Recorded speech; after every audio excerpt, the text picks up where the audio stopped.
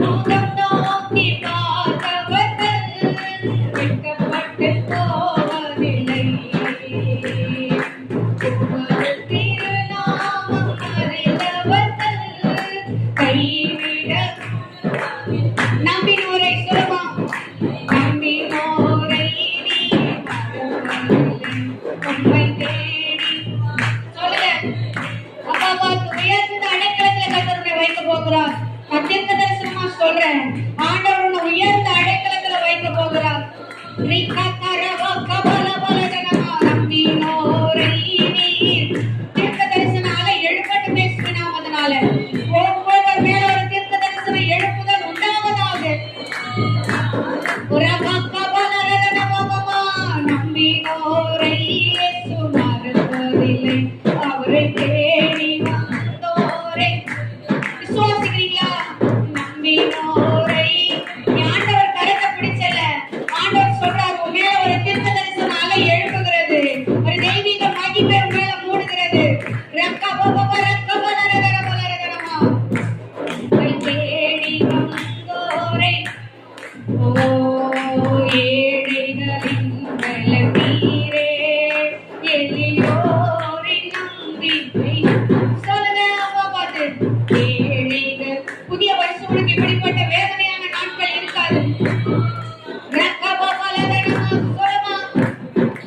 ஏழைகளின் பலவீரே, எளியோரின் நம்புறீங்களா? திக்கற்றோர் வேதனை அறிந்து உதவிடும் தகப்பனும் நீரே. சொல்லுங்க. ஒருவேளை மகளே, வாழ்க்கையை எல்லாவற்றையும் இழந்து தவித்துக் கொண்டிருக்கலாம். ஆனா கர்த்தர் சொல்றாரு, புதிய வருஷத்துல உனக்கு ஒரு துவக்கம் வருகிறது. புதிய மகிமை கடந்து வருகிறது. கர்த்தர் சொல்றாரு, எல்லா ஆண்டவரப்பா இழப்புகளை இயேசுவின் நாமத்தினால முறிக்கிறார். புதிய துவக்கம் உண்டாகட்டும். கண்ணீரின் பாதையில கடந்து வந்த நாட்கள் முடிவுக்கு வருவதாக.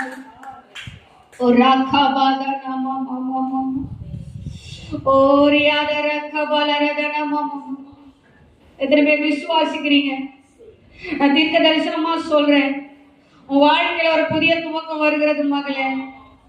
விசுவாசிக்கிறீங்களா? நீங்க உன் வாழ்க்கையில ஒரு புதிய துவக்கம் வருது. கர்த்தர் சொல்றாரு, ஒரு புதிய மகிமை உன்னை தேடி வருகிறது. எத்தனை பேர் நீங்க விசுவாசிக்கிறீங்க? ஆண்டவரை நோக்கி பார்ப்போம். துன்பத்தை கண்ட வருஷங்கள் முடிவுக்கு வருகிறது. கர்த்தர் சொல்றாரு, நீ அழுது புலம்பின நாட்கள் முடிவுக்கு வருதுன்னு கர்த்தர் சொல்றாரு. கரங்களை தட்டி ஆண்டவரை மகிமைப்படுத்துவோமா?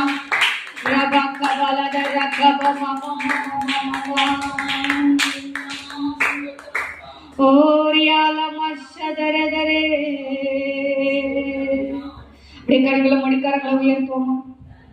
கரங்களை உயர்த்தி ஹல்லேலூயா.